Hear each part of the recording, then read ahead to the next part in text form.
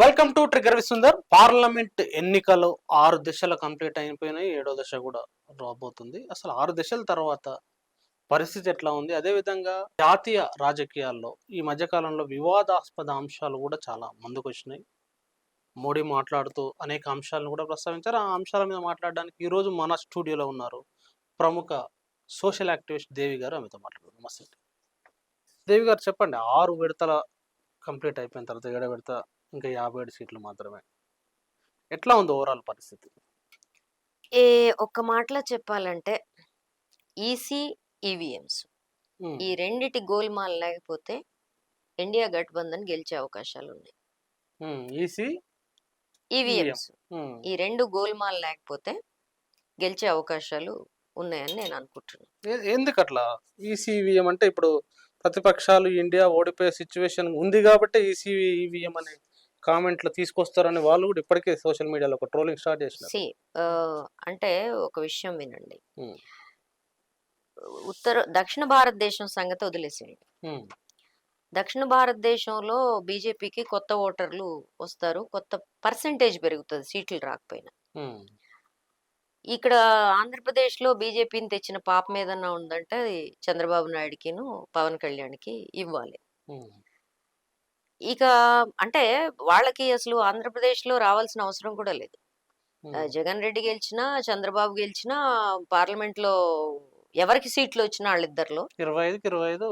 వాళ్ళకే ఓటు పడుతుంది. కాబట్టి వాళ్ళకేం దిగులు లేదు ఆ విషయంలో. ఎందుకంటే జగన్మోహన్ రెడ్డిని బెదిరించే అవకాశం ఉంది వాళ్ళ దగ్గర అన్ని ఆయుధాలు ఉన్నాయి. చంద్రబాబును కూడా బెదిరించగలిగిన అవకాశాలు ఇప్పుడు మనకు స్పష్టంగా పోయినసారి జైలుకు పంపించినప్పటి నుంచి కనబడుతున్నాయి. ఈ చంద్రబాబు నాయుడు గారి అరెస్టు బీజేపీ ఆశీర్వాదాలు లేకుండా జరుగుతుందని అమాయకులు కూడా అనుకోలేరు ఈ దేశంలో కదా. మరి ఆశీర్వాదాలు ఉన్నప్పుడు మళ్ళీ వాళ్ళతో అలయన్స్కి వీళ్ళు ఎట్లా వెళ్ళారు అనే ప్రశ్న మనం వేయకూడదు. రాజకీయాల్లో అనేక రకాలైన అలయన్స్లు, అన్హోలీ అలయన్స్లు ఉంటాయి. సరే, ఇవన్నీ వదిలేద్దాం.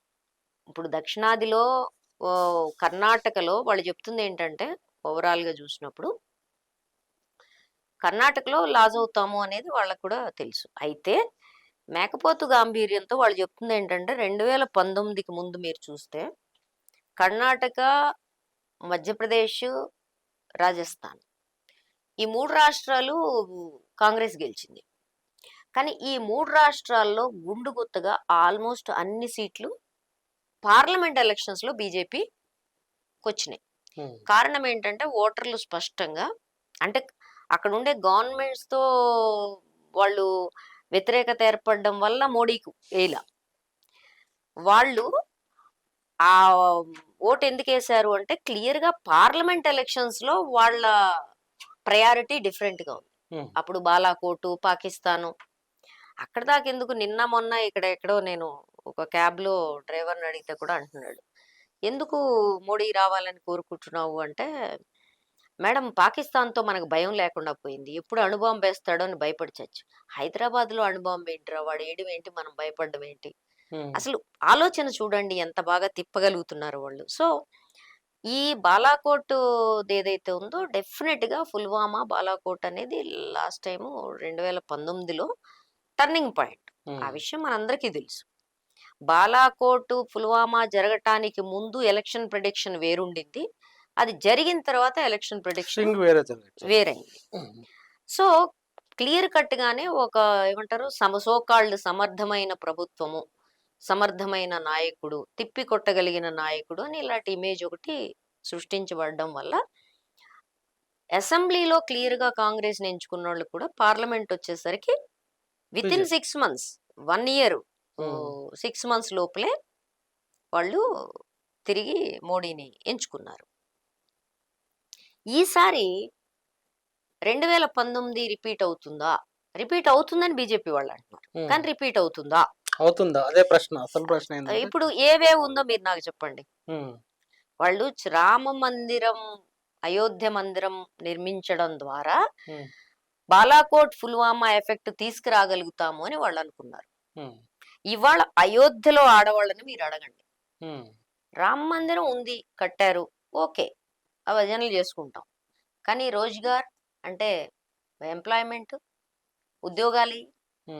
ఉద్యోగాలు లేకుండా భజన చేసుకుంటే సరిపోద్దా? రాముడి చోట్ల ఉన్నాడు, రోటీ కూడా కావాలి కదా ఉమ్, అంటున్నారు. ఉమ్, అంటే నువ్వు ఎంత భ్రమల్లో ముంచుదాం అనుకున్నా ప్రాక్టికల్ నీడ్స్, మనిషికి సంబంధించిన రోజువారీ అవసరాలు నువ్వు కాదనలేవు. నువ్వు వీటిని అవాయిడ్ చేయలేవు. ఇవాళ రాజస్థాన్ నీళ్లు విద్యుత్తుతో అలమటిస్తుంది. ఆ, నువ్వు ఒక్కొక్క ప్రాంతం చూసుకుంటే ఇవాళ యూపీలో ఫస్ట్ ప్రయారిటీ ఏంటి జనాంది? ఏంటి అంటే వాళ్ళు క్లియర్గా చెప్తున్నారు, మహంగాయి, రోజ్గార్, భ్రష్టాచార్.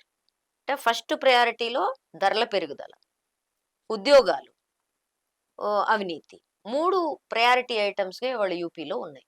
ఉమ్, కేవలం ఒక 8% మంది మాత్రమే ఈ పార్లమెంట్ ఎలక్షన్స్ లో రామ్ మందిరం అనేది ఒక ఇష్యూ కింద భావించారు.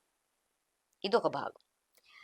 రెండో భాగం మీరు గనక చూస్తే ఎక్కడ మోడీ వేవ్ లేదు.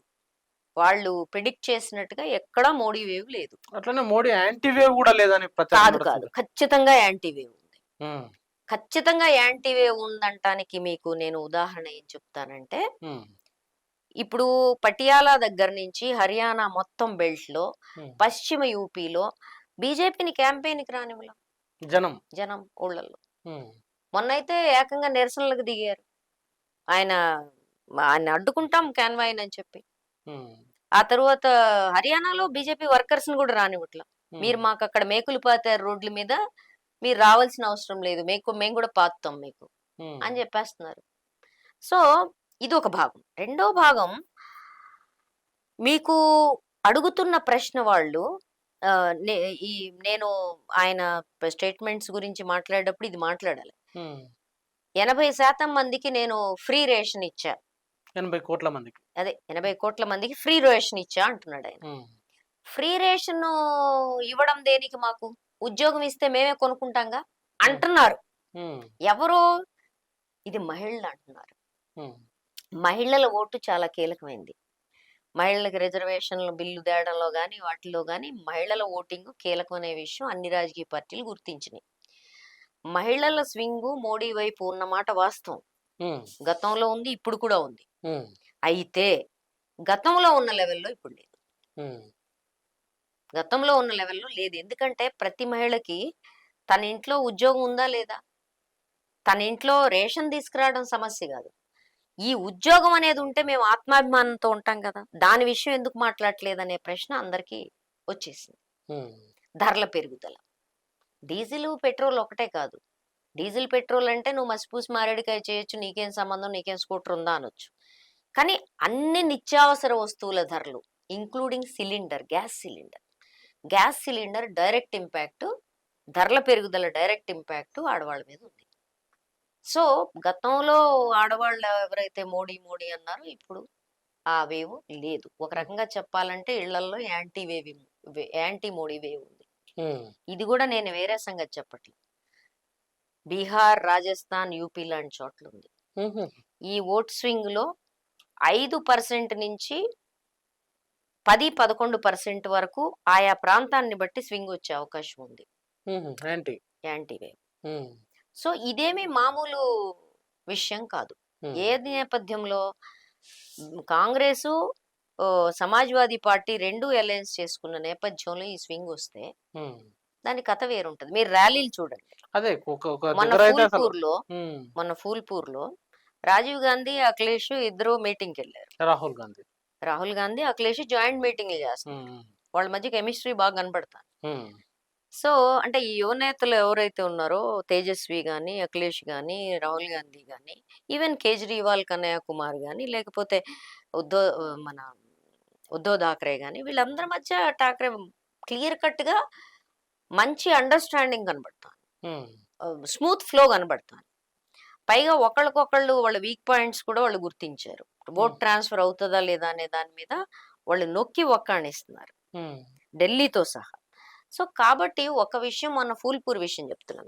ఫూల్పూర్ లో వెళితే ఇద్దరు జనం ఎంత తిరగబడ్డారంటే తొక్కిసలాటకు పాల్పడి చివరికి వీళ్ళు మాట్లాడకుండా వచ్చేయాల్సి వచ్చింది.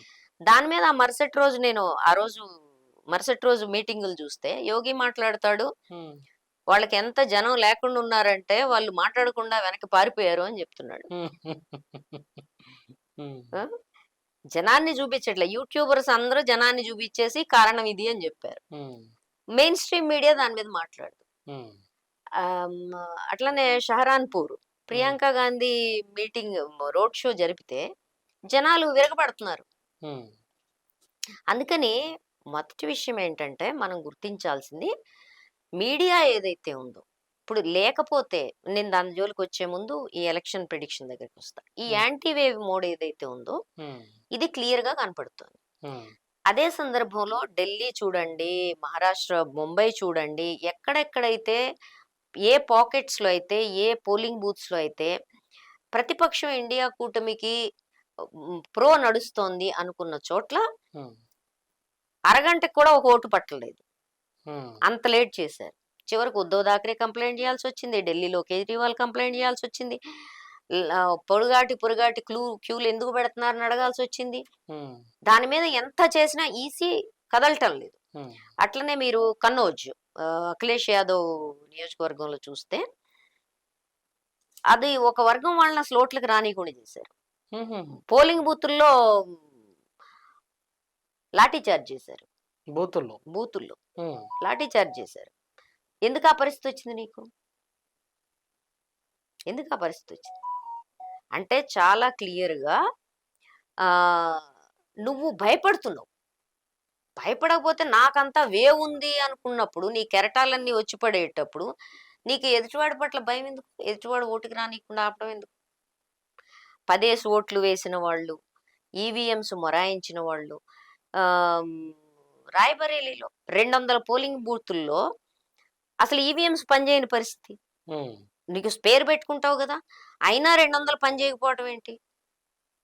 కారణం ఏంటి? ఉమ్. ఇలాంటి అవకతవకలతో పాటుగా ఒక భారీ అవకతవక మనకు కనపడుతుంది, ఏందా వారి అవకతవకలు? గ్లేరింగ్ గా కనబడుతుంది. ఉమ్, ఇప్పుడు మొదటి విడత నుంచి చూడండి. ఉమ్, ఏమంటే ఈవీఎంస్ మేట నొక్కితే రిజల్ట్స్ వస్తాయి, అందుకోసం గాను మేము ఈవీఎంసే కౌంట్ చేస్తాం, వీవీప్యాట్స్ కౌంట్ చేయమని కదా ఈసీ చెప్పింది, ఎలక్షన్ కమిషన్ సుప్రీంకోర్టులో చెప్పింది. ఉమ్, అంతే కదండి.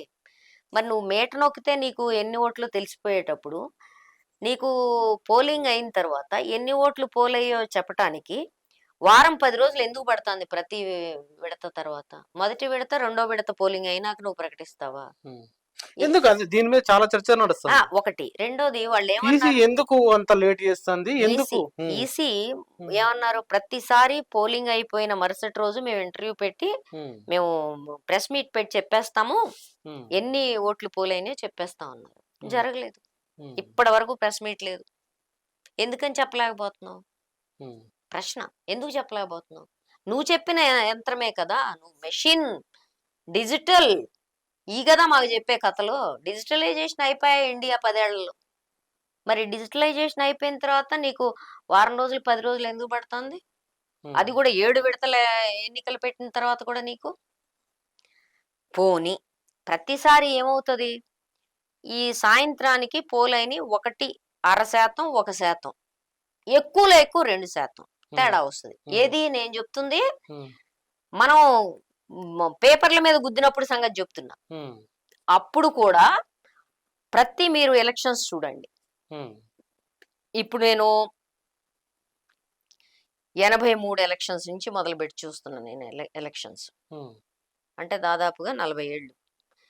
8 ఎలక్షన్స్ వేసుకో, తక్కువలో తక్కువ. పార్లమెంటు, అసెంబ్లీ, మండలం, పంచాయతీలు అన్ని లెక్క పెట్టుకుంటే ఇంకా అనేకం ఉంటాయి. ఉమ్, కానీ పార్లమెంట్ లెక్కేసుకున్న 5 ఏళ్ల చొప్పున 8 ఎలక్షన్స్.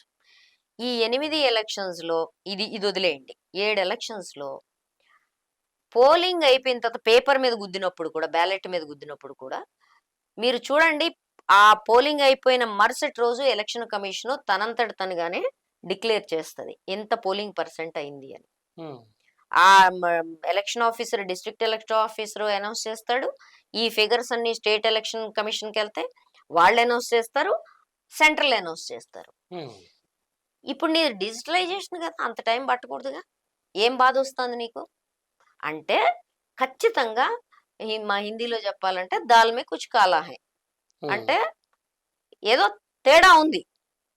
ఏం తేడా లేకపోతే ఇది తేడా ఉందని నేను ఎందుకు అంటున్నాను చూడు. ఎక్కువలో ఎక్కువ నీకు తేడా వస్తే చెప్పాను కదా 6%, 2% మాక్సిమం. నీకు మొదటి విడతకి 11 రోజుల తర్వాత నువ్వు అనౌన్స్ చేస్తే ఒక్కొక్క చోట 6% నుంచి 11% తేడా వస్తుందండి పోలింగ్ లో. 11 46% పోలింగ్ అయిన చోట నీకు 58% పోలింగ్ మరుసటి రోజు చూపించినావు నువ్వు. ఎట్లా ఇంత తేడా ఏంటి అంటే ఒక్కొక్క నియోజకవర్గంలో 70,000 నుంచి 1,00,000 ఓట్లు తేడా వస్తే ఏమంటే ఎలక్షన్స్ లో ప్రతి ఓటు కౌంట్ అవుతుంది. ముఖ్యంగా యాంటీ మోదీ వేవ్ ఉన్నప్పుడు ప్రతిపక్షాలకు సంబంధించిన 2,000, 3,000 మార్జిన్తో గెలిచిన పార్లమెంట్ సీట్లు ఎన్ని లేవు ఉన్నప్పుడు. మార్జిన్లు తక్కువైనప్పుడు నీకు ఒక్కసారిగా 60,000, 70,000, 1,00,000 ఓట్లు ఒక్కొక్క నియోజకవర్గానికి తేడా వస్తే ఏమనాలి దాన్ని? మనం ఏం అర్థం చేసుకోవాలి? దీని వెనకాల ఏదో జరుగుతుందని అనుమానం రావడంలో ఏమన్నా అసమంజసం ఏమన్నా ఉందా? కాదు కదా. ఇది మొదటి విషయం. రెండో విషయం ఈవీఎంస్ కి సంబంధించి. రాయబరేలీలో ఈవీఎంస్ మొరాయిస్తే ముంబైలో ఎక్కడైతే శివసేన స్ట్రాంగ్ పాయింట్స్ ఉన్నాయో ఆ పోలింగ్ బూత్స్ అన్నిట్లో ఎర్ర టెండర్లు జనం నిలబడితే నువ్వు అరగంట కూడా ఒక ఓటేయు. స్లో ఓటింగ్ ఒక పద్ధతి కాదు నేను అంటుంది, రకరకాల పద్ధతులు అనుసరించారు.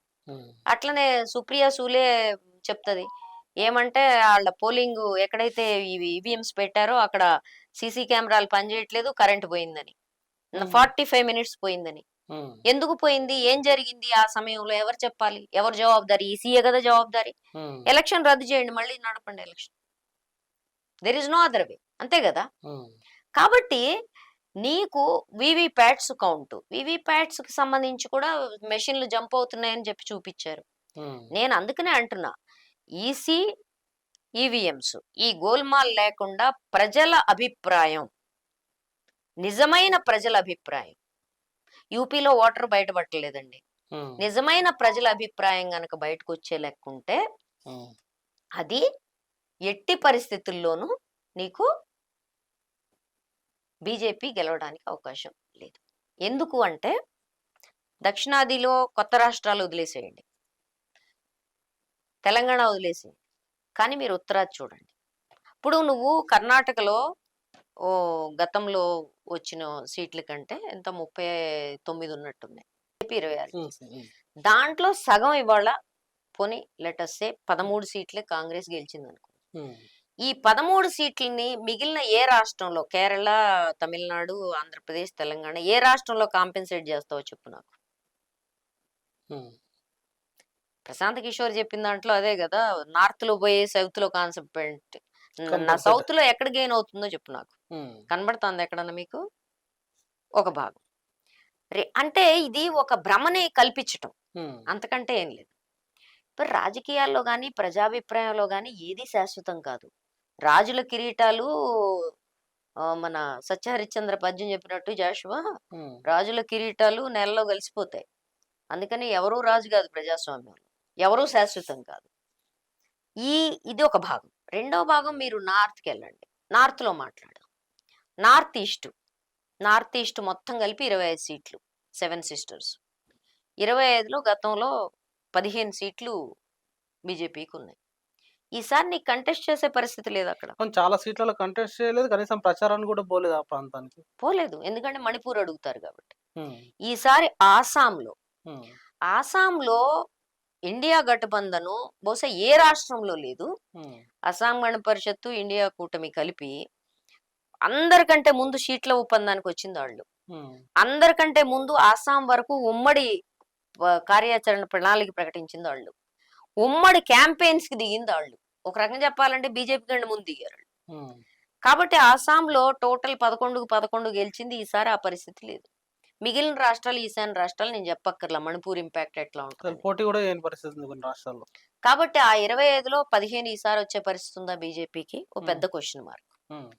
దాని కింద బెంగాల్ మచ్చి, మొగలాయి, మీట్ చెప్పాను పోయినసారి కూడా, దాని పరిస్థితి ఎట్లా ఉంది. బెంగాల్లో అన్ని వర్గాల వాళ్ళు చేపలు తింటారు. వాళ్ళు బ్రాహ్మల, ఇంకొకటి కాదు, ఇప్పుడు బీహార్లో మైథిలీ బ్రాహ్మణులు వాళ్ళు కూడా చేపలు తింటారు. చేపలు తినటమే కాదు, చేపని పవిత్రంగా వండిపెట్టే విషయంగా వాళ్ళు చూస్తారు. ఉమ్, మన దేశ సంస్కృతి గురించి ఐడియా లేని వాళ్ళు మాత్రమే ఇలాంటి తప్పుడు మాటలు మాట్లాడగలుగుతారు. ఏంటి మా మచ్చి చేపలు పవిత్ర దినాల్లో తినరు అని చెప్పి. పవిత్ర దినాల్లో తినరని కొంతమంది బుర్రలు తక్కువ వాళ్ళు మాత్రమే మాట్లాడగలుగుతారు. బెంగాలు మైథిలీ బ్రాహ్మణులు ఈ రెండు ప్రాంతాల్లో వాళ్ళ ప్రత్యేక పర్వదినాల్లో ప్రత్యేకించి కులీన ఆడపడుచులు వాళ్ళ ఇళ్లలో వాళ్ళు చాలా రుచికరంగా చేప వంట చేయటంలో పోటీలు పడతారు. అట్లాంటి దగ్గర నువ్వేమంటున్నావు, నువ్వు చేప తింటే నువ్వు మొగలాయి మనస్తత్వం ఉన్నోళ్ళు అని చెబుతున్నావు. ఉమ్, వాళ్ళు పర్వదినాల్లో అది ప్రత్యేకం తెచ్చుకొని మంచి చేపలు సెలెక్షన్ చేసుకొని షాపింగ్కి వెళ్ళి తెచ్చుకొని తింటారండి. ఉమ్, భారతదేశాన్ని అర్థం చేసుకోవటం హిందుత్వ కాదు భారతదేశం అంటే. అర్థమైందా? ఉమ్, దీన్ని బెంగాల్లో వాళ్ళు చక్కగా ఇట్లా ఊపి మరీ అడుగుతున్నారు, చేప తింటే మనం హిందువులం కాదా అని. ఉమ్, కోస్తా ప్రాంతంలో, అది అరేబియన్ కోస్టా లేకపోతే బంగాళాఖాతం కోస్టా వదిలిపెట్టు, కోస్తా ప్రాంతంలో ప్రజల యొక్క ప్రోటీన్ ఫుడ్ చేప. అది లేకుండా అసలు బతకడం కష్టం. ఉమ్, అట్లాంటి చోట నువ్వు చేప తిన్నోడు మాంసం తిన్నోడు వాడు మొగలాయి అంటే ఏంటి? మొగల్స్ రాకముందు దేశంలో తినలేదా మనం? ఉమ్, ఏమండి, వాళ్ళు వచ్చి నేర్పారా మనకేమన్నా మాంసాహారం? ఏం మాట్లాడతాం, సరే అది వదిలిపెడదాం. అది ఒక ఎలక్షన్ ఇష్యూ అయింది. నేను చెప్పదలుచుకుంది, ఉమ్, ఎలక్షన్ ఇష్యూ ఎట్లా అయింది? నెగిటివ్ లో అయింది. పోలరైజేషన్ కోసం, ధృవీకరణ, మత ధృవీకరణ కోసం చేసిన విషయం ఎదురుదన్నింది. బెంగాల్లో కాంగ్రెస్, సిపిఎం, వామపక్షాలు ఒక కూటమి, తృణమూల్ ఒక కూటమి, బీజేపీ బీజేపీ ఒక కూటమి. బీజేపీ, తృణమూలు, ఈ కూటమి రెండు ఇండియా కూటమిలో ఉండి ఇక్కడ కొట్టుకుంటున్నాయని ఒకటి. రెండోది, వాళ్ళిద్దరూ ఒకటే కాబట్టి యాంటీ ఇంకుబెన్సీ ప్రభుత్వం మమతా బెనర్జీ గవర్నమెంట్ మీద ఉన్న వ్యతిరేక ఓటు నాకు వేయమని ఒకటి క్యాంపెయిన్ చేసినాయి. ఉమ్, కానీ ఈసారి కాంగ్రెస్ వామపక్షాల ఓటింగ్ గణనీయంగా పెరుగుతుంది. సీట్లు ఎంతవరకు పెరుగుతాయనేది చెప్పలేము, కానీ మమతా బెనర్జీ సీట్లు విపరీతంగా పెరుగుతాయి. కారణం ఏంటంటే ప్రభుత్వ వ్యతిరేక ఓటుని బీజేపీ, వామపక్ష కాంగ్రెస్ కూటమి రెండు పంచుకుంటాయి. ఉమ్. పంచుకోవడం వల్ల వాళ్ళ విజయ అవకాశాలు పెరుగుతాయి. లాస్ట్ టైం 18 ఉండే బీజేపీ ఇక్కడ. ఈసారి సింగిల్ డిజిట్ లోకి వస్తుంది అంటున్నారు. 10, 12 మ్యాక్సిమం, లేకపోతే సింగిల్ డిజిట్. ఉమ్, అది బెంగాల్ పరిస్థితి. ఒడిస్సాలో నిన్న ఏమంటారు, last nail on the coffin, శవపేటకి చివరి మేక్ కొట్టడం అంటారే, ఉమ్, అది వెళ్ళి నవీన్ పట్నాయక్ చేతి వణుకుతుంది, అది చూసాము. ఉమ్, నవీన్ పట్నాయక్ మిత్రుడు, ఆయన ఆరోగ్యం ఇలా వికటించడం మీద ఏ రకమైన కుట్ర జరిగిందో మేము ప్రత్యేక కమిషన్ వేస్తాం అన్నాడు. ఉమ్, భయంకరమైన రిటాలియేషన్ ఇచ్చాడు నవీన్ బాబు. ఉమ్, ఏమన్నాడు, నా మిత్రుడు అయితే ఓ ఫోన్ చేసి అడగొచ్చు కదా నా ఆరోగ్యం గురించి, ఉమ్, ఇందులో కుట్ర సిద్ధాంతాలు ఎందుకు, నీకేం మత్తెప్పిందా, నీకు అంత కన్సర్న్ ఉంటే నా ఒరిస్సా అభివృద్ధి గురించి మాట్లాడు అన్నాడు. ఉమ్, ఇవి ఒక ప్రధానమంత్రి మాట్లాడాల్సిన మాటలేనా అనే డౌట్ మనకి మొదటి విడత నుంచి వస్తుంది అనుకో. తర్వాత ఆయన డెస్పరేషన్ కనబడుతుంది. మొన్న బీహార్ వెళ్ళి తేజస్వి యాదవ్ జైలుకి పంపిస్తా, తర్వాత మీరు ముజరా ప్రతిపక్ష నాయకుల్ని పిలవకూడని మాట పిలిచాడు. ఉమ్, అంటే దాన్ని తెలుగులో ఎట్లా చెప్పాలో కూడా నాకు తెలియదు. అంటే చాలా విపరీతమైన అపశబ్దం వాడాడు. ఉమ్, భారతదేశ చరిత్రలో ఇంత భయంకరమైన అపశబ్దాన్ని ప్రతిపక్షానికి వాడిన వ్యక్తిని బహుశా ఎవరు చూసుంటారు. ప్రధానమంత్రి ఉండి. ప్రధానమంత్రిగా ఉండి, ఉమ్, ప్రధానమంత్రే కాదు ఒక గల్లీ లీడర్ కూడా వాడ్డా పదం. ఉమ్, అటువంటి చెడ్డ పదం అది ముజరా. బహిరంగ సభా వేదిక మించి వాడాడు. బీహార్ ఎలక్షన్స్ లో తేజస్వి గురించి జరుగుతున్న చర్చ బీహారీస్ లో ఏంటంటే, ఏంటి ఇప్పుడు వాళ్ళ నాన్న చేశాడు, జైలుకి వెళ్ళాడు, వదిలేసాయి. కానీ నువ్వు వాడప్పుడు చిన్న పిల్లోడు, వాడు 7-8 ఏళ్ళ వయసుడు, ఉమ్, వాడిని పట్టుకొని నువ్వు జైలుకి పంపిస్తానంటావేంటి? ఇప్పుడు జనానికి అన్ని మాయల మరాఠీలు ఎంటర్టైన్మెంట్ వేషాలే నచ్చవు కదా, వాళ్ళకు కూడా కొంచెం బుర్ర ఉంటది కదా, జనం మీద కూడా కొంచెం విశ్వాసం ఉండాలిగా. వాళ్ళని 24 గంటలు వెర్రి అనుకుంటే ఎట్లా, వెర్రి విధానాలు చేద్దాం అనుకుంటే ఎట్లా? ఉమ్, వాళ్ళు ఈ ప్రశ్న అడుగుతున్నారు. అసలు అప్పుడెప్పుడో జరిగిన వాటికిను ఇతనికి సంబంధం ఏంటి అని. అతను కూడా చాలా క్లియర్ గా చెప్తున్నాడు క్యాంపెయిన్స్ లో. సరే, దాని దగ్గరికి వద్దాం. ఇప్పుడు ఇది బీహార్. హర్యానా దాదాపుగా సాఫ్, పంజాబ్ దాదాపుగా సాఫ్, జమ్మూ అండ్ కాశ్మీర్లో నువ్వు 370 రద్దు చేశానని అన్నావు. 370 రద్దు చేసినప్పుడు మరి షాందారుగా వెళ్ళి మేము ఉగ్రవాదాన్ని తుడిచిపెట్టేశాం, ప్రజలారా మీకు జనజీవన స్రవంతిలో ప్రధాన స్రవంతిలో కలిపాం, మాకు ఓటేయండి, ఇది మా అచీవ్మెంట్ అని చెప్తావు లేదా నువ్వు? నువ్వు అంత సాధించినప్పుడు నువ్వు చేయవా ఆ మాట? దేశం మొత్తాన్ని చదువుతున్నావు 370 అని. నీ నీ బీజేపీ ఎలక్షన్ టార్గెట్ కూడా 370, అది గుర్తు చేయడానికి పెట్టుకున్నావే. మరి 370 అంత గొప్పదైనప్పుడు ఆ రద్దు చేసిన బెనిఫిట్ పొందిన రాష్ట్రం ఉంది కదా, నువ్వు చెప్తుంది ఆ ప్రజలు బెనిఫిట్ పొందుతున్నారని కదా, మరి అక్కడికి వెళ్ళి ఎందుకు కంటెస్ట్ చేయలేదు? ఒక్క సీటు కంటెస్ట్ చేయలేదు అక్కడ 5 సీట్లలో. ఎందుకు పారిపోయావు లడాక్ నుంచి? ఎందుకు పారిపోయావు కాశ్మీర్ నుంచి? ఎందుకు పారిపోయావు జమ్మూ నుంచి? చెప్పండి, కారణం చెప్పాలిగా. హిమాచల్ పరిస్థితి అంతే, సగం సగం. ఇదివరకు తుడిచిపెట్టారు, ఈసారి కుదరదు. ఈ మనోహర్ లాల్ ఖట్టర్ మొన్న వరకు ముఖ్యమంత్రిగా ఉన్న హర్యానా ముఖ్యమంత్రి కూడా కష్టం అంటున్నారు. ఇక ఆ తర్వాత మీకు వచ్చేసి ఇంకా మిగిలింది ఏంటి? ప్రధానమైన మధ్యప్రదేశ్, ఛత్తీస్గఢ్లో కొన్ని ప్రాంతాలు పోయినసారి స్వీప్ వాళ్ళది, కంప్లీట్ క్లీన్ స్వీప్. కొన్ని ప్రాంతాలు అంటే ఒక 4-5 సీట్లు వచ్చే అవకాశం ఉంది. ఛత్తీస్గఢ్ అంటున్నారు 8 వస్తాయని కాంగ్రెస్ కూటమికి, మధ్యప్రదేశ్ 5-6 వస్తాయని, ఇంకా తగ్గొచ్చు కూడా. నాకైతే మురేనా బెల్ట్ గెలుస్తారు, అంటే మన చంబల్ వ్యాలీ అంటాం కదా, చంబల్ బెల్ట్, మురేనా బెండ్, అదంతా షోపురి అదంతా గెలిచే అవకాశం ఉందని నాకు వచ్చిన సమాచారం. మా ప్రాంతం అంతా అదే. సో అక్కడి నుంచి వచ్చిన సమాచారం. ఇక మిగిలింది ఏంటంటే రాజస్థాన్ ప్రజలు నీళ్లు, విద్యుత్తు విపరీతమైన కొరతని ఎదుర్కొంటున్నారు. రెండోది విచిత్రమైన పరిస్థితి ఏంటంటే, ఈ down fall of BJP start అయింది రాజస్థాన్ నుంచి. మొన్న విజయాన్ని కట్టబెట్టిన దగ్గరే ఇవాళ డౌన్ ఫాల్ స్టార్ట్ అయింది. అంటే వాళ్లే నాంది పలికారు. అక్కడే అసలు మిగిలిన వాళ్ళందరూ కూడా గుర్తించారు యాంటీ మోడీ వేవ్ నడుస్తుందని. అక్కడ ముఖ్యమంత్రి ఎవరో తెలియదు, నాకు కూడా తెలియదు ఆ పేరు, ఆ జనాలకు అసలు తెలియదు. చాలా మంది, మీరు మొన్న ట్రైబల్ ఏరియా అడిగితే వాళ్ళు ఇంకా గెల్హటే ముఖ్యమంత్రి అనుకుంటున్నారు. ఆ పరిస్థితి ఉంది. సో అక్కడి నుంచి మొదలై ఇప్పుడు సగం సగం పంచుకుంటారు. 25కి 25 గెలిచారు, ఒక్కడు కూడా కాంగ్రెస్ కి లేదు లాస్ట్ 19లో. దానికి కారణం ఉంది. అగ్నివీరు సైన్యంలో ఉండడము, పక్కనే వాళ్ళు బోర్డర్ రాష్ట్రం అవటము, బాలాకోట్, పుల్వామా ఎఫెక్ట్ ఫుల్ పడింది వాళ్ళ మీద. కానీ ఈసారి అది లేదు. పైగా రాజస్థాన్, హర్యానా, పాకెట్స్ ఆఫ్ యూపీలో ప్రధానమైన సమస్య అగ్నివీరు. సో అది ఎదురుతంతోంది. సో రాజస్థాన్ రైతు ఉద్యమం ఇంపాక్ట్ ఉంది, రెండోది అగ్నివీరు. ఇక మీకు మిగిలింది బీహారు, యూపీ కదా. అయితే ఒడిస్సాలో కొంత బెనిఫిట్ ఉంటది బీజేపీకి అని చెప్తున్నారు. ఆంధ్రప్రదేశ్, ఒడిస్సా ఈ రెండు వాళ్ళకి ప్లస్ అయ్యే అవకాశం ఉంది. మిగిలిన అన్ని చోట్ల ఎక్కడ ప్లస్ అయ్యే అవకాశం లేదు. ఇక మీకు బీహార్లో తేజస్వి హవా నడుస్తాం. నితీష్ ఎన్నికల నుంచి పక్క వెళ్ళిపోయాడు, ఆయన ఎక్కడ లేడు, హాస్పిటలైజ్ అయ్యాడని చెప్తున్నారు. ఎక్కడ ఉన్నాడు అనేది పెద్ద ప్రశ్నార్థకంగా ఉంది. నితీష్ కి సంబంధించిన ఓటు ఇండియా గఠబంధన్కి పడుతోంది. ఆయన పరువు పోయింది మొన్న పల్టీ దెబ్బకి.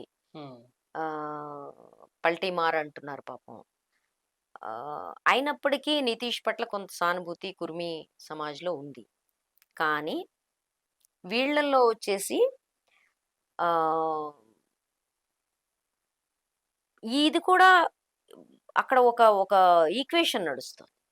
ఓబీసీ అండ్ ముస్లిమ్స్ గుండుగొత్తగా ఇండియా కూటమికి వేసే పరిస్థితి కనపడుతుంది. దీంట్లో కూడా ప్రత్యేకించి అగ్రవర్ణాల్లో కూడా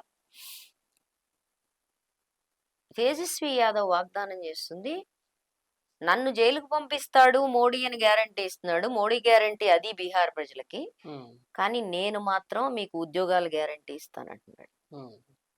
అతను అచీవ్మెంట్ చెప్తున్నాడు. గవర్నమెంట్ లో ఉన్నప్పుడు నేను ఎంత అచీవ్మెంట్ చేశాను, 2 లక్షల ఉద్యోగాలు, 1,70,000 ఉద్యోగాలు నేను రిక్రూట్మెంట్ చేశాను.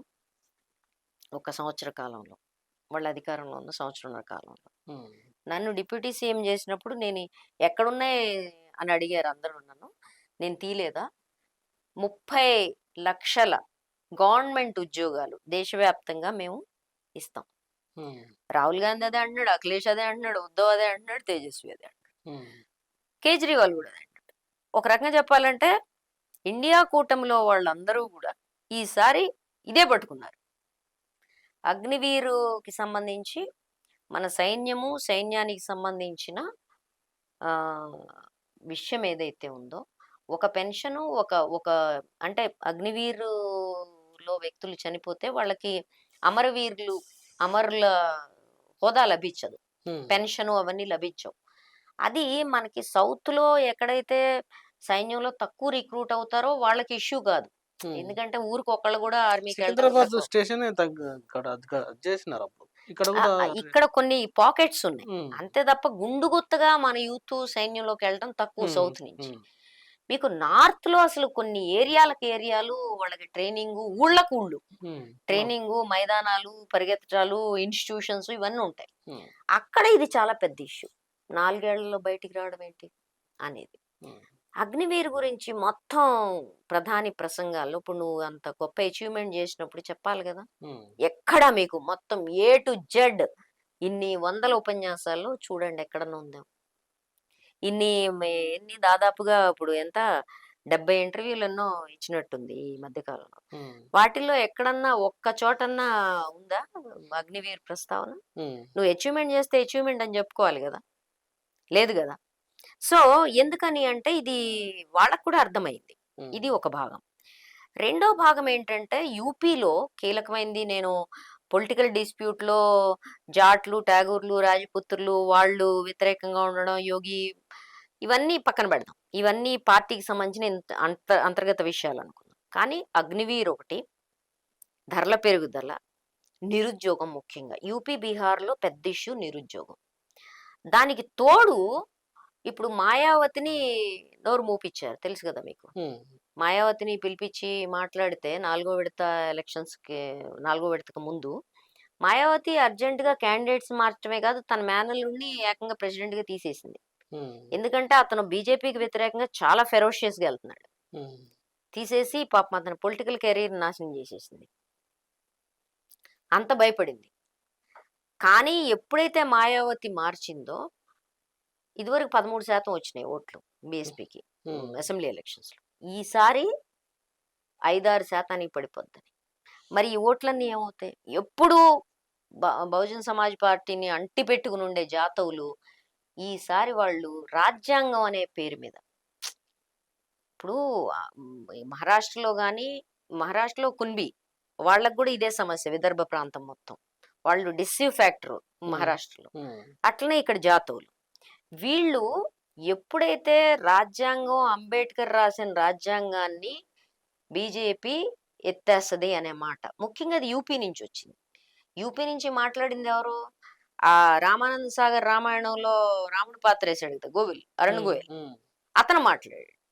అట్లనే అయోధ్య నుంచి కంటెస్ట్ చేస్తున్న అతను మాట్లాడాడు. మాకు 400 సీట్లు ఎందుకు కావాలంటే రాజ్యాంగం మార్చడానికని. ఈ మెసేజ్ ఇద్దరు బీజేపీ క్యాండిడేట్లు మాట్లాడేసరికి అది చాలా వేగంగా వెళ్ళింది. ఇది వెళ్ళింది అంటే రాజ్యాంగం మారుస్తారు, అది మాకు ప్రొటెక్షన్. రెండోది రిజర్వేషన్ లేకుండా పోతాయి. ఉమ్, ఇప్పుడు నెక్స్ట్ ఎలక్షన్ జరగబోయేది పూర్వాంచల్ ఏరియా. పూర్వాంచల్ మండల్కి అది మంచి పట్టున్న ప్రాంతం. ఉమ్, సో దాని దగ్గరికి వద్దాం. వచ్చే ముందు ఈ రాజ్యాంగ ప్రతిని అఖిలేష్ గాని రాహుల్ గాని పట్టుకొని తిరుగుతున్నారు మీరు చూస్తే. ఉమ్, అందరికీ చూపించి మారుస్తారంట అని చెప్తున్నారు. బీజేపీ డిఫెన్స్ లో పడి మేము రాజ్యాంగం మార్చాం, రిజర్వేషన్లు ముట్టుకోం. పట్టుకోం, ఉమ్, అది మా గ్యారంటీ, ఎవ్వడు మార్చలేడు, నువ్వు ఉమ్, నా దశకని ఇవ్వాల్సిన పరిస్థితి. ఉమ్, దానికి తోడు ఇంకోటి కూడా మీరు చూస్తారు, మోహన్ భాగవత్ తో కూడా వాళ్ళు చెప్పించారు. చెప్పించాల్సిన పరిస్థితి వచ్చింది. ఉమ్, ఎందుకని అంటే నీకు ఫీల్డ్ లో దీని ఇంపాక్ట్ కనబడుతోంది అని చెప్పి. ఇప్పుడు యోగేంద్ర యాదవ్ చెప్తున్నాడు, మాట్లాడిన వాళ్ళల్లో 10 మందితో మాట్లాడితే అందులో ఒక్కళ్ళు కూడా గతంలో నేను బీజేపీకి వెయ్యలేదు, ఈసారి బీజేపీకి వేస్తాను అని చెప్పిన వాళ్ళు లేరు. ఉమ్, గతంలో వేసిన వాళ్ళు వేస్తుండొచ్చు, కానీ కొత్త ఓటర్లు అంటూ బీజేపీకి లేరు. ఉమ్, కానీ గతంలో బీజేపీకి వేసి ఈసారి వేయనన్న వాళ్ళ సంఖ్య చాలా ఎక్కువగా ఉంది. ఉమ్, ప్రతి 10 మందిలో 6-7 మంది మేము మళ్ళీ ఈసారి బీజేపీకి ఏమంటున్నారు. ఉమ్, ఇది టర్న్అవుట్. అమేఠీ వెళ్ళిన వాళ్ళు అదే చెప్తున్నారు, సుల్తాన్పూర్ వెళ్ళిన వాళ్ళు అదే చెప్తున్నారు, షహరాన్పూర్ వెళ్ళిన వాళ్ళు అదే చెప్తున్నారు, ఎక్కడ ఫీల్డ్ లో ఉన్నా వాళ్ళు అదే చెప్తున్నారు. ఉమ్, చివరికి అమేఠీలో రాహుల్ గాంధీ ఆ, దగ్గర పనిచేసిన అతను నిలబడ్డాడు కదా, ఉమ్, ఆ స్మృతి ఇరానీ మీద అతను గెలిచే పరిస్థితి ఉందని చెప్తున్నారు. ఉమ్, సో మనం అర్థం చేసుకోవాల్సింది ఏంటంటే, పైన ఇవాళ గోధి మీడియా చూపిస్తున్న అది ఏదైతే ఉందో, అది ఇంకోటి కూడా దాంట్లో కూడా టర్న్ వచ్చింది. వాళ్ళు కూడా నెమ్మది నెమ్మదిగా కళ్ళు తెరుస్తున్న పరిస్థితి. ఏం గోధుమ మీడియా ఇంకా తెలుస్తుంది ఏమైంది అక్కడ? జీటీవీ ఆయన పల్టీ మార్ కొట్టాడు. ఇలా ఇవ్వడానికి? ప్రెస్ ఫ్రీడమ్ లేదు దేశంలో, తగ్గిపోయింది, ఆందోళన కలిగిస్తుంది, కేసులు అన్నాడు. సడన్ గా కళ్ళు తెరిచాడు ఆయన. ఉమ్, ఏది 3వ విడత ఎన్నికల తర్వాత. ఉమ్, అట్లా మీకు మిగిలిన మీడియాలో కూడా ఇన్స్ట్రక్షన్స్ ఇప్పుడు స్పష్టంగా ఈ స్పాన్సరింగ్, లైవ్ స్పాన్సరింగ్ ఒక్క మాట అటు ఇటు రాకుండా చేసేవాళ్ళు, ఉమ్, అవన్నీ ఆగిపోయినాయి. ఉమ్, వెళ్తున్నారు, కానీ ఇదివరకున్న జోష్ ఏదైతే ఉందో అది తగ్గిపోయింది. ఉమ్, ఇప్పటికి కూడా వాళ్ళ ఆదేశాల మేరకు, బాసుల ఆదేశాల మేరకు ట్రై చేస్తున్నారు, కానీ ఇప్పుడు అది లేదు. ఉమ్, మీరు మీడియాని అబ్జర్వ్ చేస్తే నెగిటివ్ వార్తలు కూడా ఏంటి ఇలా. తర్వాత రెండో ప్రక్కన ఇండియా కూటమి ఇప్పుడు 4వ విడత ఎన్నికల తర్వాత వాళ్ళు మమతా బెనర్జీతో స్టార్ట్ అయినాయి 325 వస్తుందని. ఉమ్, ఇప్పుడు అందరూ అదే కోరస్ అందుకున్నారు, మాకు 300 దాటితే బీజేపీ 180, 200 లోపు అని చెప్పి. ఉమ్, ఇది ఎలక్షన్ స్ట్రాటజీలో భాగం కావచ్చు, లేదు బలం పుంజుకోవటంలో కాన్ఫిడెన్స్ కావచ్చు, రెండు కావచ్చు. కానీ ఇంత స్ట్రాటజీ వేయగలిగిన పరిస్థితి యునైటెడ్ గా ఒకళ్ళ తర్వాత ఒకళ్ళు, ఉమ్, అది చాలా ఇంపార్టెంట్. ఉమ్, ఈ మొత్తం ఎలక్షన్స్ లో మనం చూసినప్పుడు, ఒక నెరేటివ్ గా చూసినప్పుడు, గత ఎలక్షన్స్ లో ఏమయ్యేది, 14 గానీ మోడీ మాట్లాడేది వీళ్ళు 19 రియాక్ట్ అయ్యేది. రియాక్ట్ అయ్యేది. ఉమ్, ఇప్పుడు వీళ్ళు మాట్లాడుతున్నారు, అతను రియాక్ట్ అవుతున్నాడు. ఉమ్, డే 1 నుంచి అతన్ని చెమటలు గారిస్తున్నారు. అతను మంగళసూత్రం అన్నా, బర్రెలు ఎత్తుకుపోతారన్నా, లేకపోతే మొగలాయి అన్నా, లేకపోతే నేను దేవుడు అవతారం అన్నా, లేకపోతే నేను అమ్మగా పుట్టలేదన్నా. ఇక్కడ చాలా ఇదే చర్చ.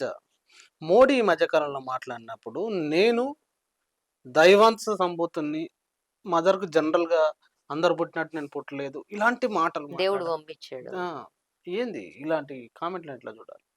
అంటే ఇప్పుడు మొదట మంగళసూత్రాలు, బర్రెలు అంటే మొత్తం నెరేషన్ తన చుట్టూ తిరుగుతుంది అనుకున్నాడు. ఉమ్, కానీ వీళ్ళెవ్వరూ గట్టి పట్టు కూర్చున్నారు. ఏంటది? ఉద్యోగాలు, ధరల పెరుగుదల, అవినీతి. ఉమ్, ఈ మూడింటిని వీళ్ళు గట్టి పట్టు కూర్చున్నారు. పట్టు కూర్చోవడమే కాదు, వీళ్ళు ఏమంటున్నారు, మేము రేషన్ ఎంత ఇస్తాము, మా లక్ష్మి కింద ఇస్తాము, నిరుద్యోగ భృతి ఎంత ఇస్తాం. ఉమ్, మీరు చూడండి, మొత్తం ప్రతిపక్షం యొక్క ఉపన్యాసాల్లో ఇవన్నీ మాట్లాడి ఆ తర్వాత కావాలంటే ఒక మొక్క అతని గురించి మాట్లాడుతున్నారు తప్ప, నువ్వు రియాక్ట్ అవ్వలేదు అనుకుంటావేమో ఉమ్, అని మాట్లాడుతున్నారు తప్ప, మాక్సిమం టైం దీని మీద పెడుతున్నారు. చివరికి ఏ దశకి తీసుకొచ్చారు, అదానీ అంబానీల గురించి కూడా అతను మాట్లాడే దశ తీసుకొచ్చారు. ఉమ్, అదానీ అంబానీ టెంపోల్లో నల్ల డబ్బు ఇస్తున్నాడని. టెంపోల్లో నల్ల డబ్బు ఇస్తే వెంటనే రాహుల్ గాంధీ ఇస్తే నువ్వు తీసుకో, పట్టుకో, కేసులు పెట్టు, వాళ్ళని లోపలే అన్నాడు. ఉమ్, నిజమే కదా, మరి నీకు ఈసీ ఉంది, సిబిఐ ఉంది, ఈడీ ఉంది, ఏం చేస్తున్నావు? వాళ్ళు నల్ల డబ్బు కాంగ్రెస్కి ఇస్తే ఉంటుందా? మొన్నగా అకౌంట్ ఫ్రీజ్ చేసావు ఉమ్, కదా.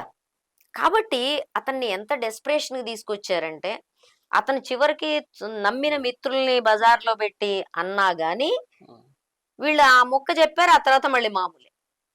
దాంతో అతను డెస్పరేట్ అయిపోయాడు. ఆ చర్చ మొత్తాన్ని తన చుట్టూ తిప్పాలి. తిప్పడంలో 2 అంశాలు ఉన్నాయి. ఒకటి, బీజేపీ ఒక క్యాడర్ పార్టీ, బీజేపీ కాంగ్రెస్ లా కాదు, వ్యక్తుల మీద ఆధారపడదని కదా వాళ్ళు ఆర్ఎస్ఎస్ వీళ్ళందరూ చెప్పేది. ఈసారి చూడండి మీరు, ఉమ్. అది బీజేపీ మేనిఫెస్టోనా? మోడీ ప్రతి guarantee. పేజీ మీద మోడీ గ్యారంటీ. దాని మీద కేజ్రీవాల్ ఏమన్నాడు బయటికి రాగానే? మోడీ అమిత్ షాకి సంవత్సరంలో ఇచ్చేస్తాడు. ఎందుకంటే అప్పుడు అతను 75 వచ్చేస్తాయి. 75 అయినాక రిటైర్మెంట్ అవ్వాలి. ఇచ్చేస్తాడు. మరి ఇచ్చేసిన తర్వాత మోడీ గ్యారంటీ ఎవడు చేయాలి అని అడిగాడు. ఒక బాంబేసాడు. ఏయగానే వాళ్ళు మళ్ళీ వెంటనే రియాక్షను. మోడీయే ఉంటాడు. 29లో మోడీయే ఉంటాడు. 35లో మోడీయే ఉంటాడు. 47 వరకు మోడీయే ఉంటాడని చెప్పుకోవాల్సిన పరిస్థితి. 47 వరకు ఉంటాను మోడీ కూడా ప్రకటించుకున్నారు. మరి ఇక్కడ బాంబు పడింది కదా అందుకు. హ్మ్. 47 అంటే ఏంటి 100 ఏళ్ళు వస్తాయి అప్పుడు. 90 అన్నది. అదేలే. హ్మ్. మరి అప్పటి వరకు ఉంటాడా? హ్మ్. ఆ! సరే. ఇది కూడా పని చేయలేదు. మరి ఇంకేం పని చేయాలి నెక్స్ట్? నెక్స్ట్ వారణాసిలో నామినేషన్ ఏసినప్పుడు ఆహ్, క్రూజ్‌లో కూర్చొని ఒక స్టేట్మెంట్ ఇచ్చాడు. హ్మ్. నేను హిందూ, ముస్లిం ఎప్పుడూ చేయలేదు. నేను హిందూ, ముస్లిం అనే విభజన పాలిటిక్స్ గనక నడిపితే నేనసలు జనజీవనంలో ఉండటానికి అర్హుడిని కాదు అని చెప్పి. ఎందుకట్లా చాలా రివర్స్ చేసిన కామెంట్‌లకి ఆయన్నే మళ్ళీ విను కౌంటర్ ఇచ్చుకున్నారు. అదైపోయింది. హ్మ్. అదైపోయింది. సాయంత్రం బహిరంగ సభలో మళ్ళీ హిందూ, ముస్లిం. హ్మ్. సమస్య ఇక్కడ అసలు జనాలకు అంటే అర్థమైతలే. నేను చేసిన కామెంట్ మీద చర్చ నడవాలి. గుడ్ ఆర్ బ్యాడ్ పొలిటీషియన్స్ చర్చలో ఉండటం చాలా ఇంపార్టెంట్. హ్మ్. ప్రతిపక్షం అతన్ని ఇర్రెలవెంట్ చేస్తుంది. హ్మ్. రిలవెన్స్ లోకి రావడం కోసం అతను ఆడుతున్న ఎంటర్టైన్మెంట్ ఇది. హుహు. రిలవెన్స్ ఉండాలండి అక్కడ. హ్మ్. నువ్వు నువ్వు ఏ నిమిషానైతే రాజకీయాల్లో చర్చలో లేవో ఆ నిమిషాన యు ఆర్ డెడ్. హ్మ్. ప్రతిపక్షాలు చాలా క్లియర్ గా మోడీ పర్సనాలిటీ మీద చర్చ పెట్టొద్దు. హ్మ్. ఇష్యూస్ మీద పెడదాం. మనకి ఇష్యూస్ ముఖ్యం. హ్మ్. సమస్యలు ముఖ్యం. జనం ముఖ్యం అనుకున్నారు. హ్మ్. వాళ్ళు అట్ట పోతున్నారు. అతను ఏమంటారు స్వీయ మానసికత కలిగిన నార్సిస్టిక్ పర్సనాలిటీ అవడం ఒకటి. రాజకీయాలు, దేశము, ప్రపంచము నా చుట్టూ తిరుగుతోంది అవతారమూర్తిని అనుకునే అభిప్రాయం ఒకటి. లేకపోతే ఏ ప్రధానమంత్రి అండి రోజుకి 5 డ్రెస్సులు మార్చుకునే తీరికున్న ప్రధానమంత్రి ఎవరు చెప్పండి నాకు? హ్మ్. అంటే నేను 16 గంటలు పని చేస్తున్నాను, 18 గంటలు పని చేస్తున్నానంటే అందులో ఈ మేకప్ టైమ్ ఎంత అని అడగాల్సి ఉంటదేమో మనం. హ్మ్. సరే ఏది ఏమైనా ఇది ఒక నెరేషన్ ఏదైతే ఉందో దీని నుంచి తన వైపు తిప్పుకోవడానికి ఇప్పుడు నేను భగవంతుడి అవతారం. హ్మ్. భగవంతుడి అవతారం నేను. నేను అమ్మ కడుపులో బయలాజికల్‌గా పుట్టల. దాన్ని తెలుగులో చెప్పాలంటే అయోనిజ. మీరు హ్మ్. పాత లవకుశ పాట వింటే అయోనిజకేన్ తవమానమా హ్మ్. అని మనం పాట వింటాం. అది ఏంటి అయోనిజ అంటే తల్లి కడుపు నుంచి పుట్టని మనిషి. సీత తల్లి కడుపులో పుట్టలేదు కదా! భూమిలో దొరికింది. హ్మ్. కాబట్టి ఆమె అయోనిజ. అట్లా ఈయన మరి ఏ భూమిలో దొరికితేనో, ఏ ఆకాశంలో దొరికితేనో, లేదు ఏ చెత్త కుప్పలో దొరికితేనో అది కూడా పాసిబుల్ కదండీ! కాదా? దొరికితే మరి వాళ్ళ అమ్మ తెచ్చుకొని పెంచిందో మనకైతే తెలీదు మరి. ఇంక నేను కాదు అంటున్నాడు. ఇప్పుడు అట్లయినప్పటికీ ఎవరో ఒకళ్ళు కనుండాలి కదా! సైన్స్ ప్రకారం. ఇక తాన్ని తాను అవతారమూర్తి అని నమ్మే వాళ్ళకి మనకిలాంటి ఎందుకసల అవతారమూర్తి అనడానికి ఇక్కడ మొన్ననే గదా అయోధ్యలో అతను ట్రస్ట్ మెంబరు చెప్పాడు. ఆయన రాముడి అవతారం అని ఒకాయన. హ్మ్. మన కంగనా రనౌత్ ఏమో అతను కృష్ణుడి అవతారం అని ఆవిడ. హ్మ్. రకరకాల అవతారాలు పొగిడేవాళ్ళు నీ చుట్టూ చేరినప్పుడు, హ్మ్. ఇప్పుడు మనం విజయరథం మీద కొనసాగుతున్నప్పుడు వందిమాగదులు స్తుతి స్తోత్రాలు చెప్తారు. హ్మ్. మన ఇంట్లో ఉండే జమీందారుని కూడా ఏకఛత్రాధిపత్యంగా సార్వభౌముడు అని చెప్తారు. హ్మ్. మరి ఆ జమీందారు 10 ఎకరాల జమీందారు కూడా నేను ఏకఛత్రాధిపత్యం కలిగిన సార్వభౌముడిని అనుకుంటే ఏమవుతది? హ్మ్. ఈ వందిమాగదుల గోల ఎప్పుడూ ఉంటది. కానీ దాన్ని స్టేట్‌మెంట్‌గా ఇవ్వగలిగిన పరిస్థితి రావడానికి 2 విషయాలుంటాయి. హ్మ్. ఒకటి దీని మీద ఒక విస్ఫోటనమైన చర్చ జరగాలనే కోరిక కావచ్చు. లేదు నిజంగానే మతి భ్రమించొచ్చు. హ్మ్. అది మతి భ్రమించడం తప్ప అట్లా అనేవాళ్ళు ఎట్లుంటారండి? ఉండరు కదా! మతిమతి ఆ! 70 ఏళ్ళు ఆ! దాటితే ఏదో వస్తదంటారు ఆ! కదా! అలాంటిది. 75 అదే అండి ఏజ్‌ని బట్టి ఉంటది. హ్మ్. నేను బీటీఆర్ లాంటి గొప్ప నాయకుల్ని చూసా. హ్మ్. లాస్ట్ మినిట్ వరకు వాళ్ళు బోన్ క్యాన్సర్‌తో చనిపోయే వరకు ఫుల్ మార్క్సిజం కాన్షియస్‌గా మాట్లాడిన వాళ్ళని నేను చూసా. హ్మ్. So, that's not correct. హ్మ్. అది నువ్వు నీకుండే ఏమంటారు దేని మీద నువ్వు పిచ్చెక్కి ఉన్నావో అది నీ చేతికి దొరకనప్పుడు నువ్వు హ్మ్. అలాంటి దశకొస్తావు. అదొక భాగం. ఈ 2 స్టేట్‌మెంట్‌లు పాపం వాళ్ళ అమ్మని లేదు గదా! మనం ఆవిడ గురించి జాలిపడాలి. హ్మ్. అమ్మా నీ కొడుకు ఇలాగా నీ కడుపులో పుట్టలేదంటున్నాడు. నువ్వుంటే ఏమైపోతావో 9 నెలలు మోసావు. నొప్పులు పడి కన్నావు. చివరికి నీ కొడుకు ఇట్లా అంటున్నాడు అంటే తల్లి అల్లాడిపోతుండొచ్చు. సరే ఏది ఏమైనా ఇలాంటి భ్రమాన్వితమైన ఎంటర్టైన్మెంట్ భారతదేశానికి ఎలక్షన్స్ డల్ గా ఉంటాయి అనుకున్నాం. హ్మ్. ఇందులో 2 విషయాలు జరిగినాయి. ఒకటి బీజేపీ టేక్ ఇట్ గ్రాంటెడ్ ఫర్‌గా ఎట్టి పరిస్థితుల్లో అదే వస్తది. మనమే కాదు జనం అందరూ కూడా అనుకున్నారు. కానీ సడెన్‌గా ఒకటో విడత ఎలక్షన్ తర్వాత, హ్మ్. ఒకటో విడత ఎలక్షన్ తర్వాత చూస్తే మీకు కొంతమందిలో కంగారు, గాబరా, మరికొంతమందిలో ఆత్మవిశ్వాసం పెరగడం చూస్తారు విపక్షాల్లో. స్ట్రాటజిక్‌గా నెమ్మదిగా ఒక పద్ధతి ప్రకారం పనిచేసుకుంటూ వెళ్ళడం కనపడుతుంది. అయితే ఈ 7 దశలనేవి ప్రతిపక్షాల్లో గూడా బాగా కలిసొచ్చినట్టున్నాయి. 7 పక్షాలు 7 మనకి కలిసొస్తాయని వాళ్ళనుకున్నారు. అది ఎదురు తన్నుతున్న పరిస్థితి కనపడుతోంది. హ్మ్. ఎందుకంటే నీకున్న వెసులుబాటే వాళ్ళకి గూడా లభిస్తదిగా తిరగడానికి. హ్మ్. నీకొక్కడికే లభించదుగా. హ్మ్. నువ్వు వేగంగా రోజుకి 10 జేయొచ్చు. హ్మ్. వాళ్ళు స్లోగా రోజుకి 4 జేయొచ్చు. కానీ వాళ్ళకి కూడా 4 చేసే అవకాశం వచ్చిందిగా ఒకటి. హ్మ్. రెండోది ఈ ఎలక్షన్స్ ప్రతిపక్షాలు విపరీతంగా కష్టపడుతున్నప్పటికీ హ్మ్. వాళ్ళకి ఆ వనరులు లేవు. హ్మ్. వాళ్ళకి ఆ ప్రచార యంత్రాంగం లేదు. వాళ్ళకి ఆ కేడర్ లేదు. 3 లేవు. హ్మ్.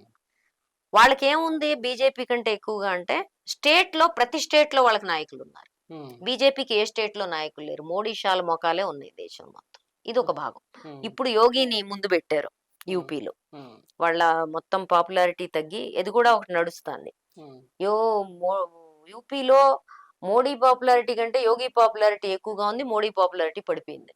హ్మ్. సో అది కూడా ఒక కారణం కావచ్చు యోగిని పట్టుకొని తిరగడానికి. సో ఇదొక భాగం.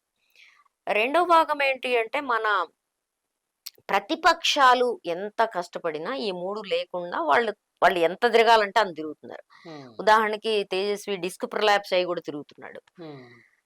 కానీ నేను అనుకోవటం ఈ యుద్ధం ఏదైతే ఉందో ఈ ఎన్నికల యుద్ధం మోడీ వర్సెస్ ప్రతిపక్షాలు కాదు. హ్మ్. ఇది మోడీ వర్సెస్ ప్రజలు. హ్మ్. మోడీ వర్సెస్ ప్రజలు. ప్రజలు. హ్మ్. ఈ యుద్ధాన్ని ప్రజలు చాలా సివియర్‌గా తీసుకొని చేస్తా ఉన్నారు. అది మనం గమనంలో పెట్టుకోవాలి.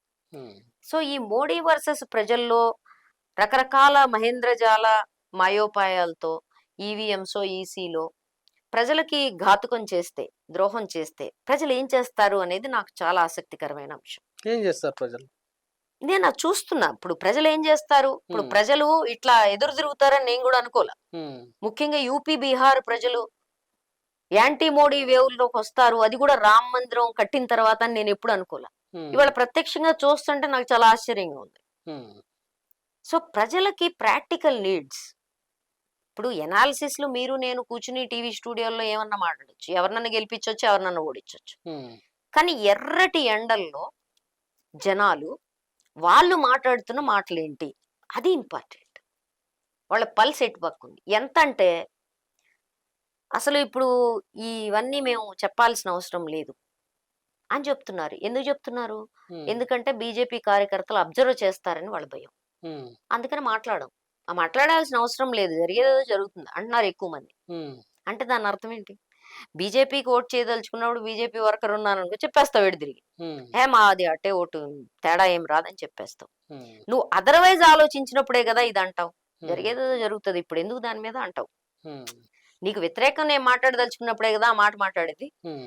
సో, ప్రజలు ఏమి నువ్వు భయపడితే భయపెట్టేసి ఉండే పరిస్థితి లేదు. వాళ్ళకి కూడా తెలుసు. ఈ మాత్రం చైతన్యం అయితే ఉంది 70 ఏళ్ల తర్వాత.